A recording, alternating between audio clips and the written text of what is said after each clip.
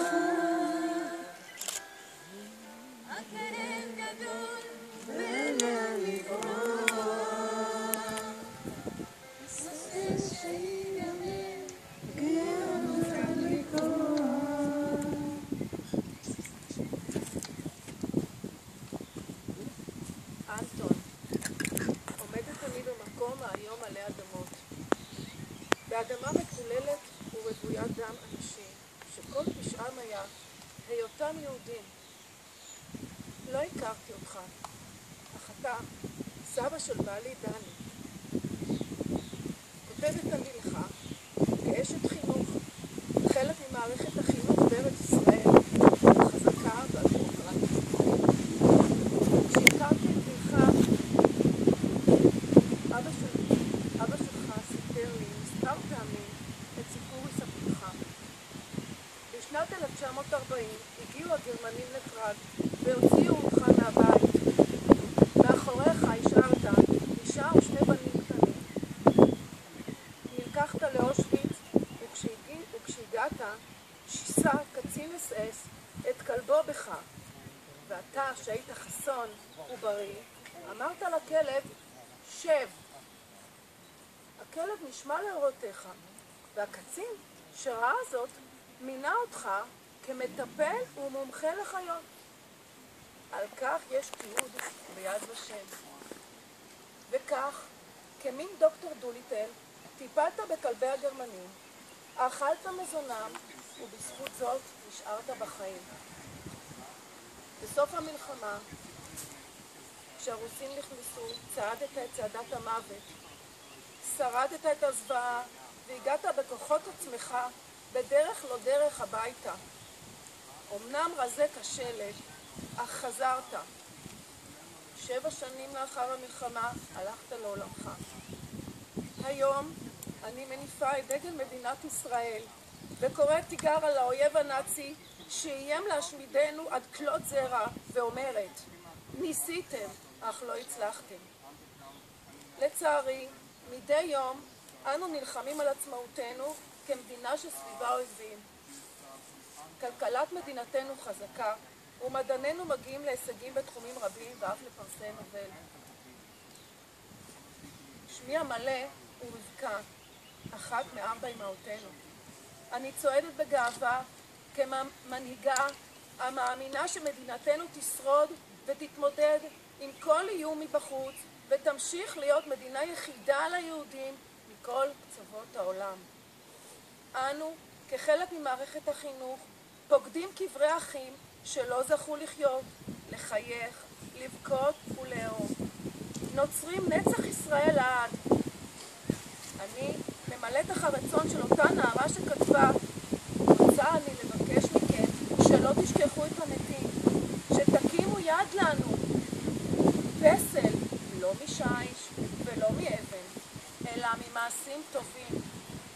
אני מאמינה באמונה שלמה שרק מצבה כזאת עשויה להבטיח לנו, למדינתנו ולילדינו, עתיד טוב יותר, כדי שלא ישוב אותו רשע להשתלט על העולם ויהפוך את החיים לגיהנום. אני מבטיחה שאמשיך כמחנכת לגדל דורות של ילדים שזוכרים ולא שוכחים. מרכינה ראש וקיבלתי ישראל. שכמים זוכרים, האדמה הגה, כאן התבצע רצח האומה. ועלינו מוטלת המשימה שבכל רגע ושנייה לא ניתן למאורעות לשקוע בתהום הנשייה. לזכור, להיזכר, להזכיר. כי עוד מעט מהדור ההוא לא יהיה את מי להכיר. להנציח את שמם של 6 המיליון שהושמדו בידי חיות שהחשיבו עצמם לגזע עליון.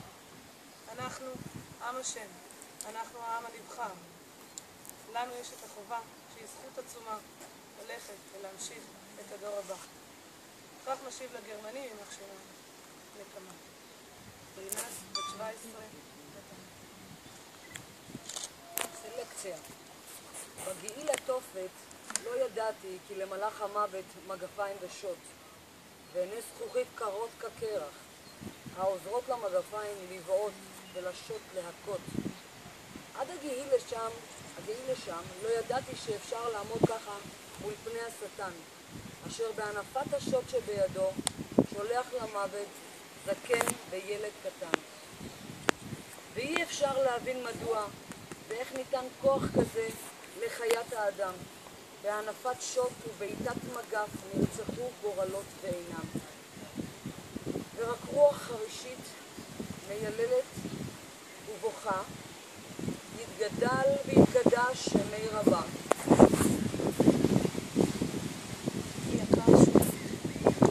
אני ניצבת על האדמה הברורה של מפני השמדה האנושית.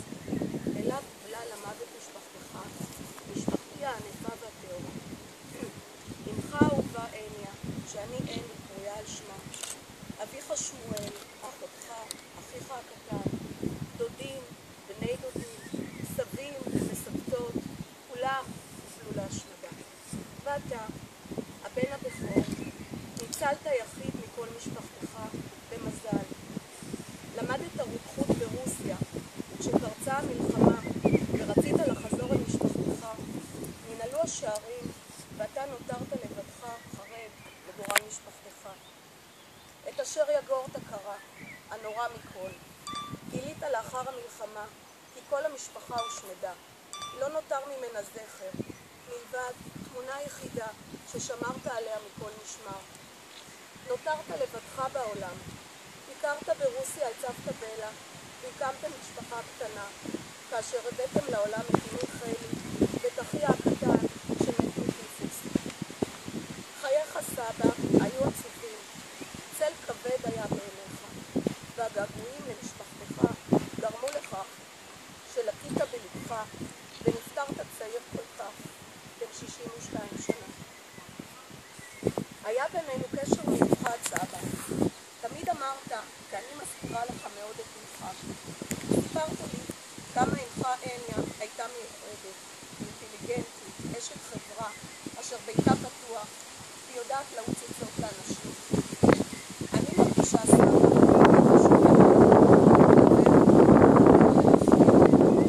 ולמרות שאתה לא דיברת על משפחתך האהובה, הגעתי אני היום לתחנתם האחרונה, מזכירה ומראה אותה בשמך. אהיה גאה בנו. הצמחנו משפחה לתפארת, שתמשיך ותזכור אותך ואת כל משפחת רוזנברג לעד.